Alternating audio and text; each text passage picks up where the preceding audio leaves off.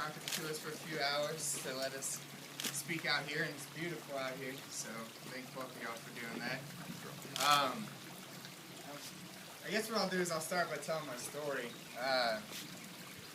So in 2008 to 2009, I was deployed to Iraq, and during my deployment, I did 12 months out there, and I saw a few things that it's hard to handle, it's hard to deal with, and it's really hard to figure out how to go about, how do you say it, handling the situation, handling the PTSD. So in 2010, I went and I decided that I was done. I gave it a year. I went and saw a Army psychologist, and this Army psychologist, long story short, she ended up telling me that I was lying. And so I never saw another counselor again, and I never spoke about it to anyone else. I didn't want anyone's sympathy. I didn't want anyone feeling sorry for me. I just wanted to feel normal. I wanted to go back and be who I was before.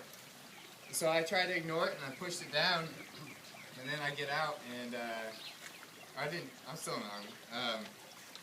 So in November of 2010, I went and I had gotten an argument with one of my best friends in the Army.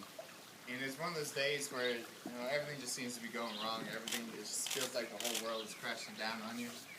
And so I go home and I get to my kitchen and I found that bottles of pills on my counter that the psychologist had given me. And there was antidepressants, sleeping medication, and other ibuprofen and other types of pills. So I took all 4 bottles and I swallowed them. Every single one. I just ate it like candy. And then immediately afterwards, I started drinking beer, hoping that it would speed up the effect. And I go and I grab a knife and I put it on my desk, on my table in front of me. I sit down on the couch and I look at that knife and I think, well, maybe if I open up, the bloodstream, it'll speed up the pace and it'll get through my system a lot quicker. And I sat down and looked at this knife, and then I just went on a rampage and I put holes throughout my whole house. Ended up breaking my right hand. And next thing I know, I black out. And it's the next morning, I'm in the hospital. I look to my right, and my best friend is right here next to me. He sat there all night. He didn't sleep at all. He just watched me all night. And I woke up in a blur, and I was confused. I didn't know if I was still alive or where I was or what happened.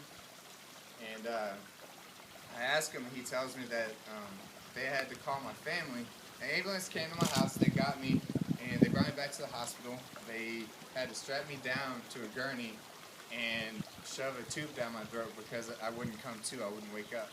So they shoved a tube down my throat to get the coal into my stomach.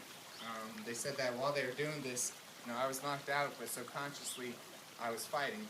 And my buddy said that as soon as he said some words to me, I'd calm down and let them finish shoving the tube down. And so they put coal in me, and then they had to call my family and tell them that, we don't know if your son's going to live. He took a bunch of pills, and we don't know the effect that it had on his kidneys. And so, they called my family and told them that, I don't know if your son's going to live. But I'm in Hawaii, and they're in Dallas. And so, they can't come see me. They couldn't come to the hospital. There's no way. They just had to wait by the phone and hope that I made it through the night. And so they get that call, and I wake up, and the first thing that my buddy does, I sit next to me, he gives me the phone and says, call your brother. So I call my brother, and him and my mom, they just break down and start crying because they're happy that they got to hear from me again. And I want everybody to do me a favor. I want you to look up here and see all these crosses. If you look up here,